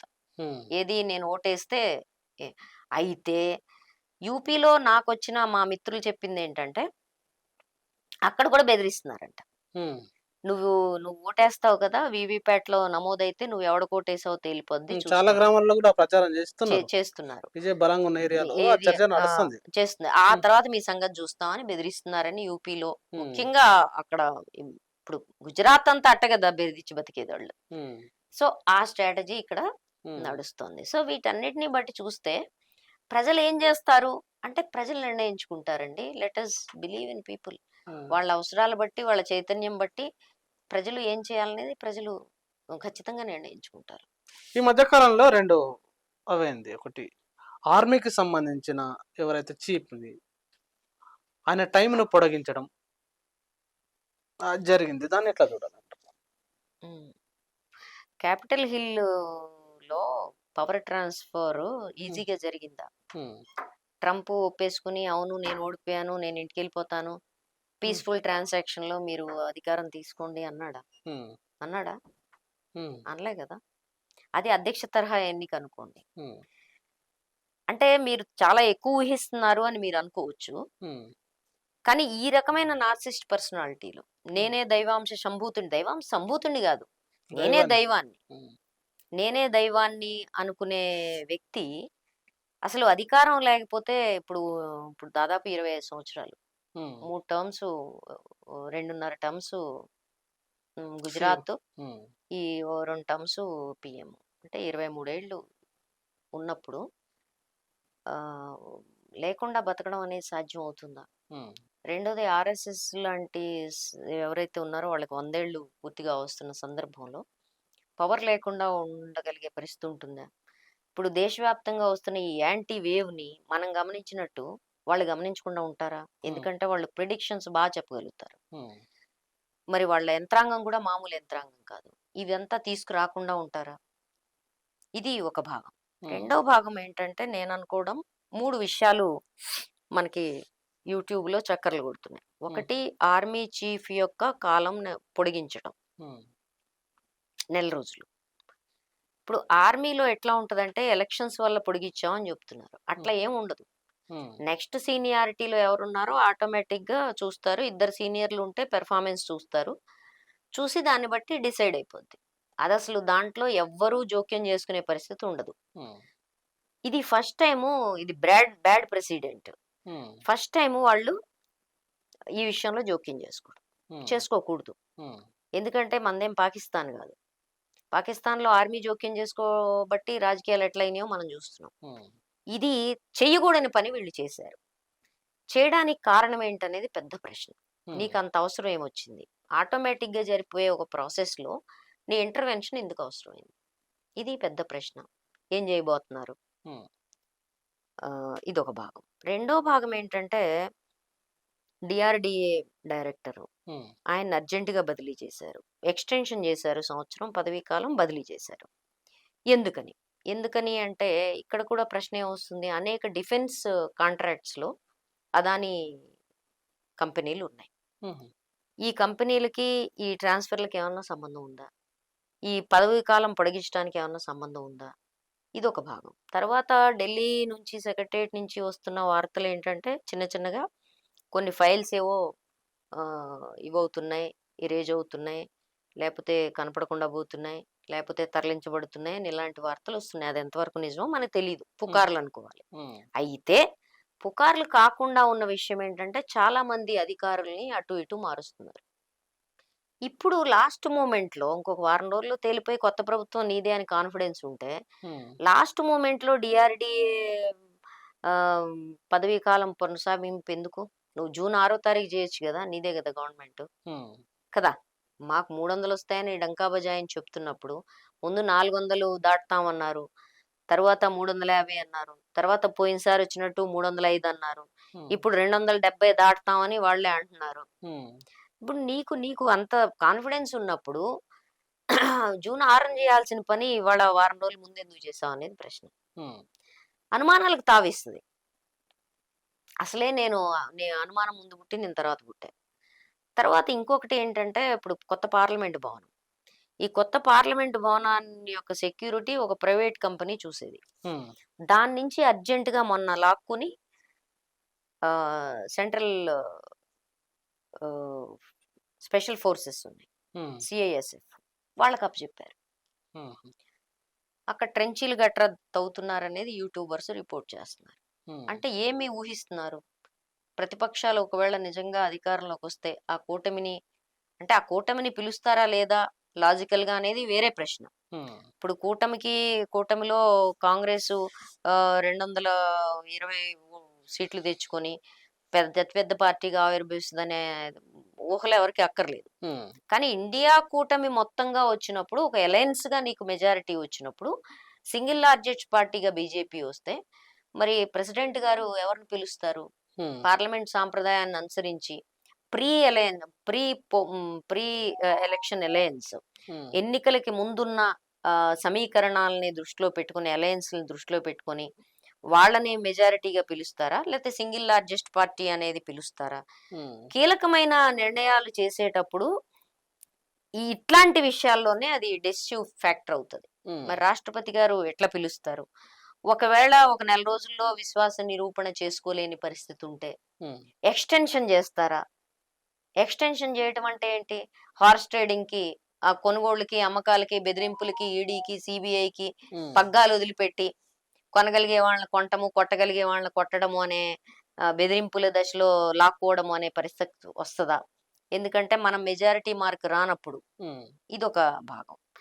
రెండో భాగం నైతికంగా చెప్పాలంటే 272 సీట్లు గనక బీజేపీకి సింగిల్‌గా రాకపోతే ఆ ఓటమికి అంటే 270కి తక్కువొచ్చి ఎన్డీఏ కూటమికి మెజారిటీ వచ్చినా బీజేపీ ఓటమికి నైతికంగా ప్రధాని బాధ్యత వహించి తప్పుకోవాల్సి ఉంటది గదా! ఉమ్, అట్లాంటి సందర్భంలో గడ్కరీనా, యోగినా ఎవరి పేరు ముందుకొస్తది? గడ్కరీ ఎక్కువ ఆమోదయోగ్యమైన వ్యక్తిగా ఎన్డీఏ పక్షాలకి అతను రాగలుగుతాడా? అతనొస్తే రాజకీయ సమీకరణాలు ఎట్లుంటాయి? వీళ్ళందరినీ దృష్టిలో పెట్టుకొని ట్రంప్ మాదిరిగా ట్రెంచీలు తవ్వి అక్కడ మరో క్యాపిటల్ హిల్‌ని ఏమన్నా సృష్టించే ప్రయత్నం ఉందా? ఉమ్, పీస్‌ఫుల్ ట్రాన్స్‌ఫర్మేషన్ ఆఫ్ పవర్ అసలు జరుగుతుందా? ఉమ్, ఇవన్నీ ఇవాళ వస్తున్న రకరకాల అనుమానాలు ఈ బదిలీల నేపథ్యంలో ఉంటున్నాయి. ఉండాలి కూడా. ఉమ్. నేననుకోవడం ఈ ప్రశ్న సమంజసమైందనే అనుకుంటున్నా. ఏ నేపథ్యంలో సమంజసమైంది అనుకుంటున్నా అంటే, వారణాసిలో కూడా అజిత్ రాయ్ ఇవాళ ఛాలెంజ్ చేస్తున్నాడు. మోడీ మీద. ఉమ్, మోడీ గెలవడం సాధ్యం కాదు అంటున్నాడు. అతను అపోజిషన్ క్యాండిడేట్ అవడం వల్ల చేయట్లా. ఉమ్. అతని సమీకరణాలన్నీ పెట్టి మరీ చెప్తున్నాడు. వారణాసిలో మోడీని అజిత్ రాయ్ ఓడేస్తాడా? మోడీ టీము ఉమ్, అంటే అతని సొంత టీం ఒకటి ఉంటుంది, ఎలక్షన్ టీం. అతని టీము ఉమ్, అమిత్ షా, 2 డిప్యూటీ సీఎంలు యూపీ, యోగి, ఒక 30 మంది గుజరాత్ మంత్రులు, కార్పొరేట్స్ కలిపి 30 మంది. వీళ్ళందరూ ఇప్పుడు వారణాసిలో మకాం వేసున్నారు ఒక్క సీట్ కోసం. ఉమ్, ఎందుకని? మోడీ 10 లక్షల మెజారిటీ అన్నాడు. పోయినసారి పోలైన ఓట్లే మొత్తం 11 లక్షలు. అందులో ఉమ్, 10 లక్షల మెజారిటీ అంటే ఎదుటోడికి లక్ష కూడా రావనే ఉమ్, చెప్పండి కదా! కానీ వారణాసి కొంచెం మీకు తెలియాలి. ఉమ్, వారణాసి విశ్వేశ్వర్ కారిడార్ కట్టినప్పుడు, ఆహ్, కాశీ విశ్వనాథుని కారిడార్ కట్టినప్పుడు మీరెప్పుడన్నా కాశీ ఎళ్లారో లేదో నాకు తెలీదు. నా చిన్నప్పటి నుంచి నేను కాశీ ఎళ్తున్నా ఉమ్, ఇంట్రెస్టింగ్‌గా. ఆ చిన్న గుడి ఉంటది, గర్భగుడి. చుట్టూతా వందలాది చిన్న చిన్న గుళ్ళుంటాయి. ఆ చిన్న గుడిలో వాళ్ళేమి పెట్టుబడిదారులును, క్యాపిటలిస్టులు కాదు పాపం. ఉమ్, వాళ్ళు మోసం చేస్తారు. చిన్న చిన్న మోసాలు చేస్తారు. అంటే మీ చేతికి ఏదో ఒకటి కట్టేసి రూ. 1000 ఉమ్, అంటారు. మనం ఏ 100 చేతిలో పెడతాం. అలాంటి జీవనం గడుపుకునేవాళ్ళు. వీళ్ళు చిన్న గుడి ఉంటది. దాని పైనో, పక్కనో చిన్న ఒక రూమే ఉమ్. ఇల్లు ఉంటది. దాని మీద ఒక కుటుంబం బతికేస్తా ఉంటది. అట్లాంటివి కొన్ని వందలు బుల్డోజింగ్ చేసి పారేశారు తీసేసారా? విశ్వనాథ్ కారిడార్‌కి. ఉహు, చిన్న చిన్న వ్యాపారస్తులు. ఈ మన గుళ్ళ దగ్గర అమ్ముతారు చూడు చిన్న చిన్న వస్తువులు. ఉమ్, ఎందుకంటే టూరిస్ట్ ప్రదేశం గదా! భక్తి టూరిజం గదా! అదంతా. అవి ఉండేవి. అవి వందల దుకాణాలు నాశనమయ్యాయి. ఎవరైతే వ్యాపార వర్గాలు పూర్తిగా మోడీకి 19లో ఉన్నారో ఇవాళ లేరు. ఉమ్, చౌరాస్యాలు, వ్యాపార వర్గాలు ఎవరైతే ఉన్నారో వాళ్ళు లేరు. 2 కారణాలు. ఒకటి ఇది పర్సనల్, రెండోది జీఎస్టీ. ఇదొక భాగం. ఈ వ్యాపార వర్గాలు ఉంటారు. ఒక 1,50,000 మంది దాకా వాళ్ళుంటారు. వాళ్ళ 1,50,000 కుటుంబాలు. ఉహు, తర్వాత ఈ ఎవరైతే అజిత్ రాయ్ ఉన్నాడో ఇతను భూమిహార్ కుటుంబానికి చెందినవాడు. ఉమ్, భూమిహార్లు అంటే వాళ్ళు ఒక 3,00,000 ఓట్లు వాళ్ళుంటాయి. 3,00,000 పైన. ఉహు, అదొక భాగం. తర్వాత యాదవులు ఒక 1,00,000 ఓట్లు ఉంటాయి. అంటే ఓబీసీ సమీకరణాలు చెప్తున్నా. తర్వాత ఈ పండితులు ఎవరైతే ఉన్నారో పూర్తిగా బీజేపీకి ప్రోగా ఉండే బ్రాహ్మణ వర్గం ఏదైతే ఉందో, ఈ కాశీ విశ్వనాథ్ కారిడార్ వల్ల వాళ్ళు నష్టపోయి పెద్ద పెద్ద గుజరాత్ కంపెనీలకి ఆ చుట్టూ హోటల్స్ అన్నీ ఇచ్చేశారు. ఉహుహుహు, హోటల్ కన్‌స్ట్రక్షన్స్ జరిగాయి. ఉమ్, ఒక భక్తి ప్రదేశంలో మొత్తం హోటల్స్ టూరిస్ట్ స్పాట్‌గా మారింది అది. భక్తి స్పాట్‌గా లేదు. ఉమ్, మా చాచా మంచి భక్తుడు. ఆయన అంటున్నాడు, "బేటా ఇక్కడ ఏముంది ఇప్పుడు, హోటల్స్ చూడ్డానికి రావాలా? విశ్వనాథుడిని చూడ్డానికి రావాలా ఉమ్, అంటే ఆయన ఉమ్, బాధపడుతూ చెప్పాడు. ఉమ్, మరి ఇదే పరిస్థితి జీవనోపాధి కోల్పోయిన వాళ్ళకి కూడా ఉంటుందిగా. సో 20 to 30% వాళ్ళ కోర్ ఓటింగ్, అగ్రవర్ణం ఓటింగ్ లో ఈసారి లోటు వారణాసిలో రాబోతుంది. ఇప్పుడు ఉమ్, నేను చెప్పినవన్నీ కూడా అండి. ఉమ్, ఈ అజిత్ రాయ్ ఎవరైతే ఉన్నారో ఇతను అవుట్ సైడర్ కాదు, ఉమ్. పక్కా గల్లీ గల్లీ తెలిసిన వ్యక్తి వారణాసి లోకల్. లోకల్. ఉమ్, తర్వాత మోడీ చేసిన దాంట్లో విమానాశ్రయము, లైట్లు, ఇవన్నీ ఏవైతే అతను చెప్తున్నాడో ఇవన్నీ వారణాసి టౌన్ కి సంబంధించిన విషయాలు. ఉమ్, చుట్టుపక్కల రూరల్ ఏరియా అదే డార్క్నెస్ లో ఉంది, ఉమ్, అదే పాత రోడ్లు, అవే భయంకరమైన పరిస్థితుల్లో చుట్టుపక్కల ఉన్నాయి. అందుకనే ఈ పూర్వాంచల్ మొత్తం ఏదైతే ఉందో మనం అనుకున్నాం కదా, పోయినసారి సమాజ్వాదీ పార్టీ గెలిచింది కూడా ఈ నియోజకవర్గం నుంచే, వారణాసి నియోజకవర్గం నుంచే ఎమ్మెల్యే వాళ్ళు గెలిచారు. ఉమ్, ఈ చుట్టుపక్కల మొత్తం ఏదైతే ఉందో ఇది కన్సిడరబుల్ ఓటింగ్ సమాజ్వాదీ పార్టీకిను కాంగ్రెస్ కి ఉంది. ఉమ్, సో ఈ నేపథ్యంలో జాతవులు ఎవరైతే గతంలో బీజేపీకి ఓటేశారో, ఆమ్, ఏమంటారు, అతి దళితులు, ఆది దళితులు ఎవరైతే ఉన్నారో ఆ వర్గాలు కూడా పూర్తిగా ఓట్లలో లేవు ఈసారి, ఎందుకంటే రాజ్యాంగం ఇష్యూ వచ్చింది. వీటన్నిటి నేపథ్యంలో ఇవాళ అజిత్ రాయ్ ఛాలెంజ్ చేస్తున్నాడు వారణాసి. అంటే వారణాసిలో మోడీని ఓడించటం సాధ్యమేనా, మీరేమన్నా కళ్ళగంటున్నారా అంటే ఎగ్జాక్ట్లీ. ఆ, చూసే వాళ్ళు కామెంట్లు కూడా అదే చేస్తారు. కలలు కంటున్నారా, ఆశ పడుతున్నారా? ఇగో ఆశ ఎవరైనా పడొచ్చు, ఏ ఉమ్, పడకూడదా? ఉమ్, చెప్పండి, పడకూడదా? ఒకటి. ఉమ్, రెండోది, ఓటింగ్ ప్యాటర్న్ ఇలాగే ఉంటుంది ప్రజాస్వామ్యంలో అని మీరు ఎట్లా చెప్తారండి? ఉమ్, అంటే అతను దైవాంశ సంభూతుడని మీరు నమ్ముతున్నారా? మరి దైవాంశ సంభూతుడైతే మళ్ళీ ఎలక్షన్స్ ఇవన్నీ ఎందుకు? శుభ్రంగా ఇవన్నీ తీసేసి నేను దైవాంశ సంభూతుడిని అని పీట ఎక్కి కూర్చుంటే అయిపోద్ది కదా. ఉమ్, అట్లా కాదండి. ఈ దే ఈ దేశంలో ప్రజాస్వామ్యం ఉన్నంత కాలం ప్రజలు ఎవరినైనా ఉల్టా చేయగలుగుతారు. ఉల్టా చేయగలిగినప్పుడు వారణాసి ఎక్సెప్షన్ ఎందుకు అవుద్దండి? ఉమ్, ఇప్పుడు యూపీలో నీ 63 సీట్లకి 40కి నువ్వు పడిపోతున్నప్పుడు ఆ మిగిలిన ఓడిపోయే 20 సీట్లలో ఇది ఉండకూడదని రూల్ ఉందా? ఉమ్, ఉందా? నేను ఇప్పుడు నాకు అక్కడ దొరికిన ఎలక్షన్ లిస్ట్ లో ఈసారి చాలా క్లియర్ కట్ గా ఒక సమీకరణ కనపడుతుంది. ఉమ్, పోయినసారి మత ధృవీకరణ, పోయినసారి పుల్వామా ధృవీకరణ ఉంది, ఈసారి అది లేదు. ఉమ్, లేనప్పుడు సాధారణంగానే కుల సమీకరణలు, తర్వాత లోకల్ ఇష్యూస్, లోకలైజ్డ్ ఎలక్షన్స్, ఇది నేషనల్ ఎలక్షన్ కాదు ఈసారి మీరు చూడండి. ఉమ్, ఎందుకంటే మహారాష్ట్ర ఉద్ధవ్ థాకరే గుజరాత్ కి మహారాష్ట్రకి ఉన్న పంచాయతీ చెప్తాడు. ఏందా పంచాయతీ అంటే, మా పరిశ్రమలన్నీ గుజరాతీలకు అప్పచెబుతున్నారు, మా అంధేరీ ప్రాజెక్టు 1000 కోట్ల ప్రాజెక్టు పట్టుకెళ్ళి నువ్వు అదానికి అప్పచెప్పావు, విమానాశ్రయం అదానికి అమ్మేశావు, మాకేం మిగిలిందని వాళ్ళు అడుగుతున్నారు. ఉమ్, ఉద్ధవ్ థాకరే క్లియర్ గా అడుగుతున్నాడు. కాబట్టి నువ్వు బీహార్కి ఏం చేసావు, నన్ను జైలుకు పంపించడం కాదుగా ఇష్యూ, నా బీహార్ యువకులకి ఏం చేసావు చెప్పు అంటున్నాడు. నిన్న నవీన్ పట్నాయక్ ఒడిస్సాలో అదే చెప్పాడు, నా ఆరోగ్యం పక్కన పెట్టు, నా ఒడిస్సాలో రాయల్టీస్, మైనింగ్ రాయల్టీస్ విపరీతంగా దోచుకుంటున్నారు ఒడిస్సాని, సహజ వనరుల్ని, ట్రైబల్ ప్రాంతాలని, వేదాంత కావచ్చు, అదాని కావచ్చు, అంబానీ కావచ్చు, దోచుకుంటున్నారు మొత్తం. అవన్నీ తెలుసు కదా మీకు, ఆ యాజిటేషన్స్ అన్ని, ఆందోళనలన్నీ. ఆ నేపథ్యంలో మా రాయల్టీస్ పెంచని అడిగాడు. అంటే ఎవరు ఒక నేషనల్ వైడ్ సమర్థత గురించి ఇప్పుడు మాట్లాడట్లా, ఉమ్, అందరూ మాట్లాడుతుంది నా విషయం ఏం చేసావు అని. మరి నా విషయం ఏం చేసావు అన్నప్పుడు వారణాసి చుట్టుపక్కల ఉండే ప్రజలు కూడా నా విషయం ఏం చేసావు, నా గోధుమల రేట్ ఏది, నా శనగల రేట్ ఏది అని అడుగుతారుగా. అడుగుతారా అడగరా? నా ఉద్యోగాల పరిస్థితి ఏంటి అని అడగరా? అడిగినప్పుడు ఎవరివ్వకపోతే వాళ్ళ మీద అసంతృప్తి రాదా? ఏ అసంతృప్తికి ఏమన్నా అతీతులా వీళ్ళు? ఉమ్, ఏమన్నా తేజో చక్రం ఏమన్నా తిరుగుతుందా గుండ్రంగా, పాత సినిమాల్లో ఎన్టీ రామారావు చుట్టూ తిరిగినట్టు? తేజో చక్రం తిప్పిన ఎన్టీ రామారావుకే 89లో జనం చుక్కలు చూపించారు, ఉమ్, అంతకంటే చరిస్మానా? చెప్పండి నాకు. ఎన్టీ రామారావు వెనకాల నా చిన్నప్పుడు జనాలు పరుగులు పెట్టేవాళ్ళు, ఉమ్, 6 గంటలు 7 గంటలు లేట్ వస్తే అతని కోసం అక్కడ రోడ్ల మీద పడిగాపులు కాశారు. అటువంటి చరిస్మా ఉన్న వ్యక్తిని 83లో అది కట్ చేస్తే 85లో కూడా అతని పవర్ లో పోయినప్పుడు జనం వెర్రెక్కిపోయారు ఒక రకంగా చెప్పాలంటే. అంత యాజిటేషన్ నడిచింది ఆంధ్రప్రదేశ్ లో. బ్రహ్మరథం పట్టారు 85 ఎలక్షన్స్ లో. 89 వచ్చేసరికి 5 ఏళ్ళు ఫినిష్.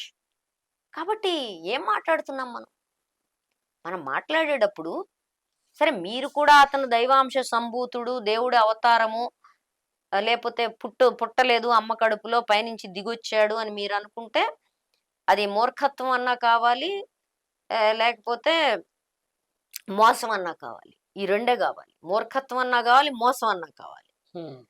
ఈ రెండు ఉన్నాళ్ళతో మనం మాట్లాడే ఉపయోగం లేదు. మూర్ఖత్వం ఉన్నవాడు ఎటు అర్థం చేసుకోలేడు, మోసం చేసేవాడు అర్థం చేసుకోవాల్సిన అవసరం లేదు. ఈ రెండు కాకుండా ఉన్నవాళ్ళు ఎవరైనా ప్రజాస్వామ్యంలో ఏదైనా ప్రజల చేతుల్లో సంభవమే, సాధ్యమే అని నమ్మాలి.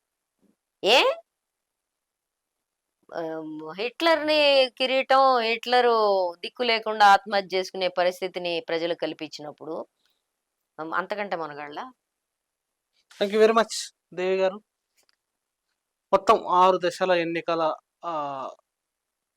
పరిస్థితి ఎట్లా ఉందనే అంశం చాలా క్లియర్గా వివరించారు. అదేవిధంగా అసలు ఇప్పుడు జరుగుతున్న ప్రజలకు ఉన్న ఆస్పిరేషన్స్ ఏంది, ఎన్నికల తర్వాత ఇలాంటి అనుమానాలు ఉన్నాయనే అనేక అంశాలను మా ప్రేక్షకుల ముందుంచారు. Thank you very much.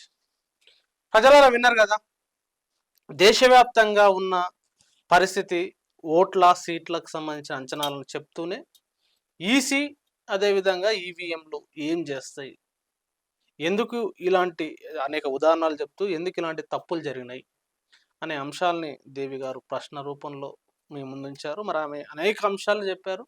అంశాలు వాస్తవాలైనా మీరేమనుకుంటున్నారు? మీ కామెంట్ తప్పకుండా రండి. Thank you very much. చూస్తూనే ఉండండి టీటీఆర్.